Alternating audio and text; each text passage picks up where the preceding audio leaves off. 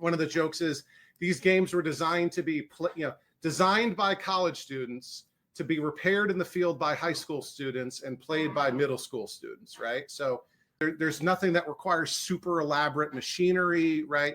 A multimeter and a soldering iron will take you a long, long, long way. The most common stuff that these machines have, the most common problems that they have, are often very easy. Another one of the sort of, sayings we have is always start with power and connections, right?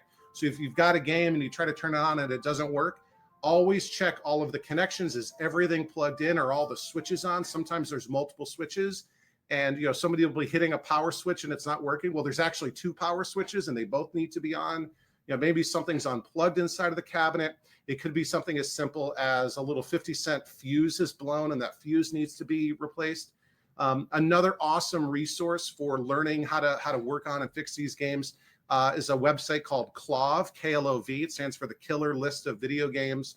Has a couple other names too, like the International Arcade Museum and this sort of stuff. But there's a web forum there, and it's been around since like 2001. So, 24 years old at this point.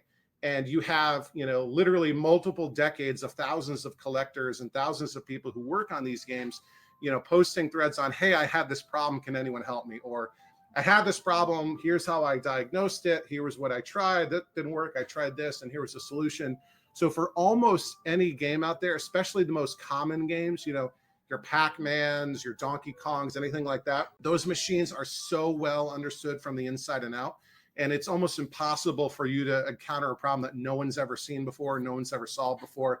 And often the solutions are very, very easy. So yeah, YouTube and the KLOV forums, the KLOV forums, I would say are just such a rich resource for anything like that. Yeah, I agree. I mean, you can look up any game, any issue. There's probably 30 videos made on it, and it'll walk you right through exactly how to do it. And so even really something anybody like could start collecting. Yeah, and like especially something like Pac-Man, there are literally websites that have screenshots of every single possible glitch that could be going on. And it's like, if you see this, right, that means this chip needs to be replaced, right? If you see this, that means this resistor has burnt out, right?